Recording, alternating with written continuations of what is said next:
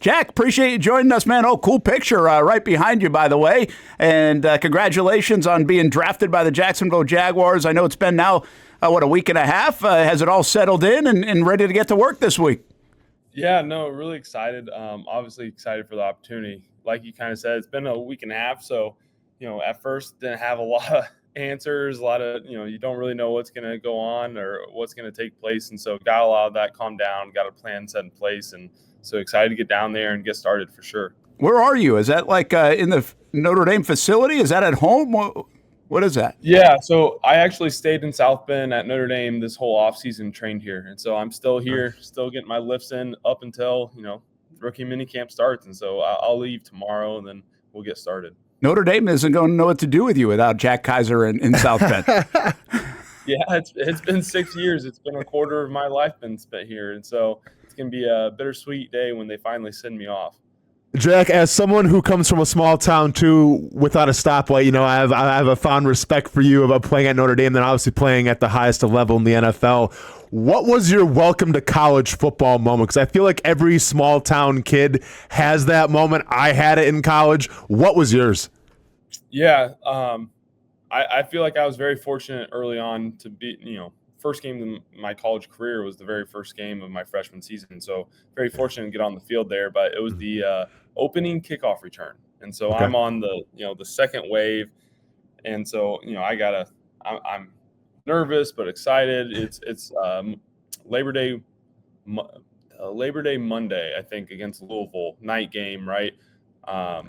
And so ball kicks off. I get to my landmark, find my guy, like get the hips flipped around, like I'm ready. And then the guy just runs right through my face. Because, during training camp, we're doing these drills and it's like, hey, keep them up. Like, make a move, try and make them miss. Like they never allowed us just to tee off on each other. And so, when the bullets are flying, that actually kind of happens. And so it got me, and the guy ran right through my face and made the tackle on like the 15-yard line. And it was like, oh man. But from then on, I knew this was a big boy game, and every rep got better from there. That's for sure. I mean, you seriously are from like small town Indiana, where I think it's less than 1,000 people, right? I mean, I think agriculture is a big deal there. I mean, did you grow up on a farm, or what was small town life like for you? Yeah, I grew up on a farm, family farm. The Kiser farm probably had about 1,000 acres. And so we did corn and soybeans. And then, we had to drive your tractor to school day. Our town was less than 800 people population. And so just really close-knit community. Obviously, being in Indiana, got to watch Notre Dame play every single Saturday. And to go there and be a part of it, it was pretty special for sure. What's this like when you go back to that town now? I mean, and have you been back or even as a Notre Dame player? Because they probably really like Notre Dame. So you're a big-time star playing at Notre Dame. I've got to believe in your town, and now you make it to the NFL. I sense a level of humility about you, but still, I mean, it's got to be a pretty big deal when you go back and see all those folks. Yeah, it's awesome when I get to go back, right? Like my high school football coach, like he's still the high school football coach there. All my teachers are still there. And then I was a ref for the youth league football system, right? So every Sunday I'd go out there and help officiate. And so all the kids I officiated are, in high school now playing, for the Pioneer Panthers. And so it's really cool. Like when I go back, it's, everybody still knows me as Jack. They don't know me as this, Notre Dame football player who, did all this stuff. That's Jack, and it's cool to have him around. And then, you see all these kids wearing their Notre Dame gear. And I would like to say, Royal Center, Indiana was always a Notre Dame town. But if you look at the geography, like, it's in the middle of farm country, and the farm, ag school of Indiana is Purdue. And so I think I turned a lot of people and converted them into Irish fans. Jack, obviously Notre Dame means a lot to you. You had a chance to leave early, maybe go to the league. You chose to come back for a final year because you said that you felt something special with that team, and you want to pay it forward, basically. You play Northern Illinois, and you lose that football game. And you being a captain, you being kind of called upon, like, what was the vibe in that locker room like after that game? What did you put upon yourself to say to the team, or like how did you act? And then what was the result of that game and then going from the rest of the season and having a pretty damn good year? Yeah, I mean, I remember, the game ended on a blocked field goal, and my it just felt like my guts has just been ripped out, right? Like, felt sick to my stomach. Going in the locker room, and everybody's like heads down and just like defeated. And I remember Coach Freeman came in and was like, "Hey, listen, like, we're going to be better because of this. This is, how we are going to challenge ourselves. We got to find a way to get better and fix the problems with urgency." And so I think that message really resonated with the locker room. And then, we come in on Sunday, and the first thing that the captains did, we talked and we were like, "Hey, what's our role got to be in this?" Well, hey, we got to set the tone moving forward to where, like, starting on Sunday when guys come to the facility, we can't have, our head hanging. Like, no, like, we got to get better. We got to learn from this. You can't shy away from what just happened at all. You got to accept reality. And I think the coolest thing was week 1, we beat Texas A&M. We're at the top of college football. Everybody's talking about us. Oh, they could run the table and blah, blah, blah. We lose to Northern Illinois, and all of a sudden we're an embarrassment of college football, literally within a week span.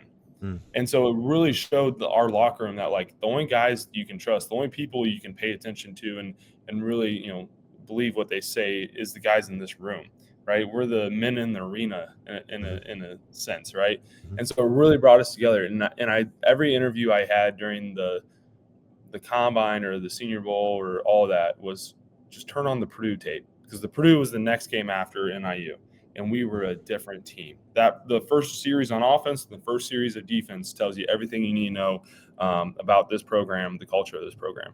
Wow, cool. That's pretty good stuff right there from Jack Kiser. Jack's 4th-round pick out of Notre Dame joins us live on the Brent and Austen show on the Action Sports Jax 24/7 network. By the way, Austen's a former 5th-round pick of the Jags, current UFC fighter now. So you never know where your career is going.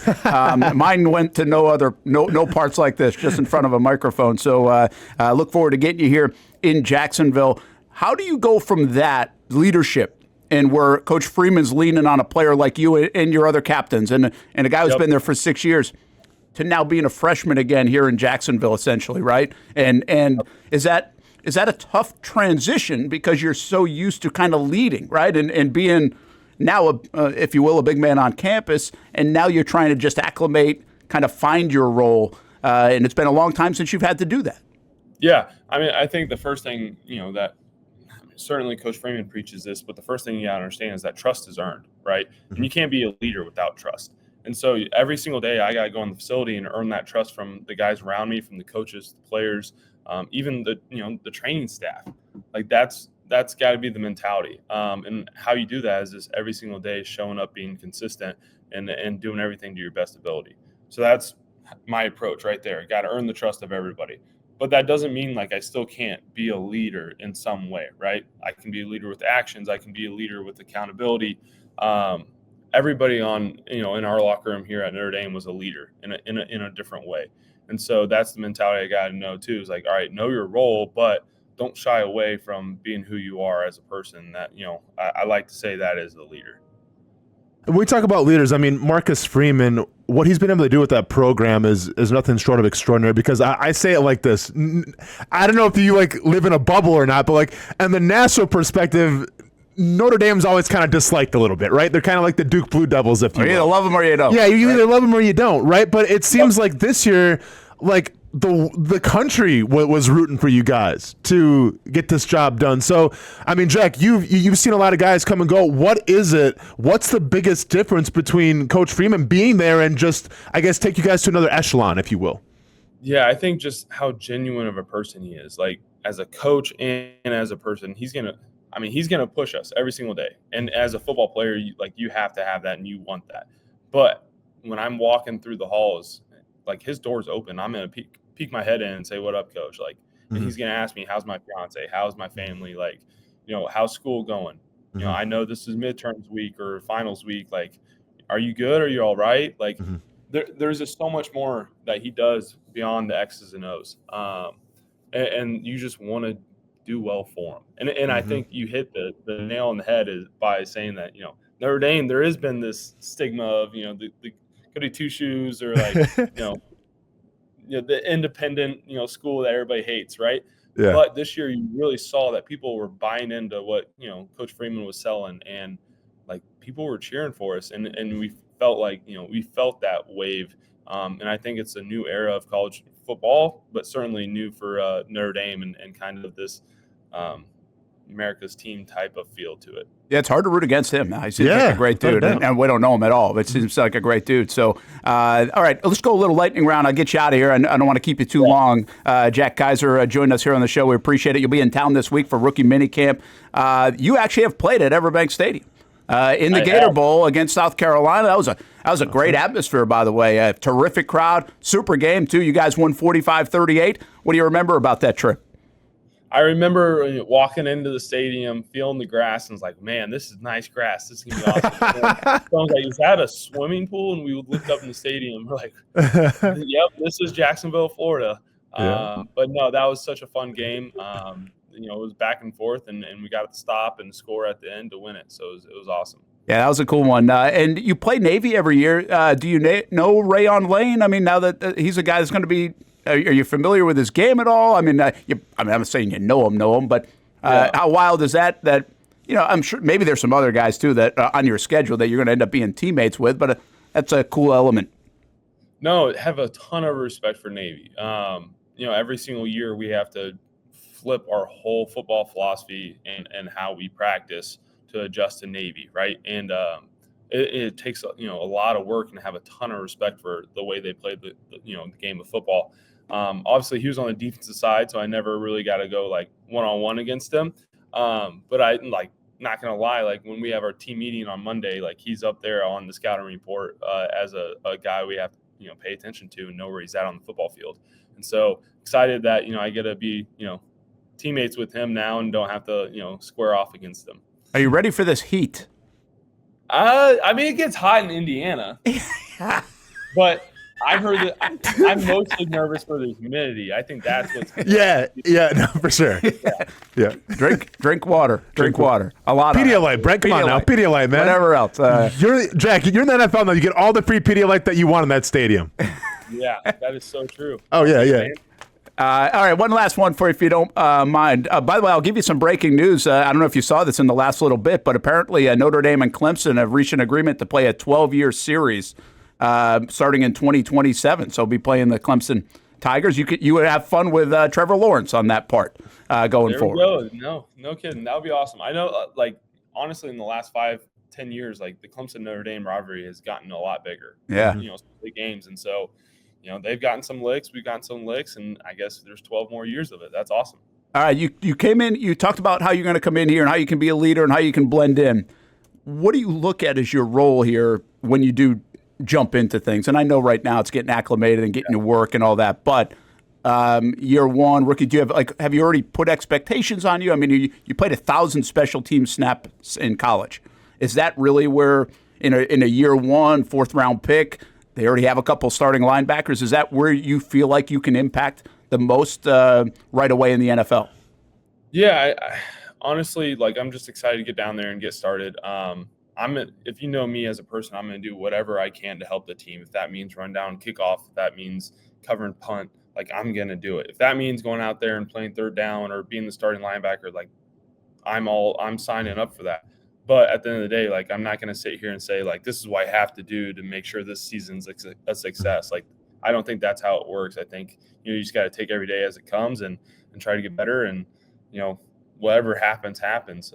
But if I know, I come in and challenge myself every single day and I am, I'm Jack Kiser and be true to myself, that's what's going to ultimately make me a success this first season. It is kind of nuts, by the way, that you played college football with Robert Hainsey, who has been in the league for 5 years. He was one of the first people that texted me, and I was like, man, this is going to be great. He's such a great guy.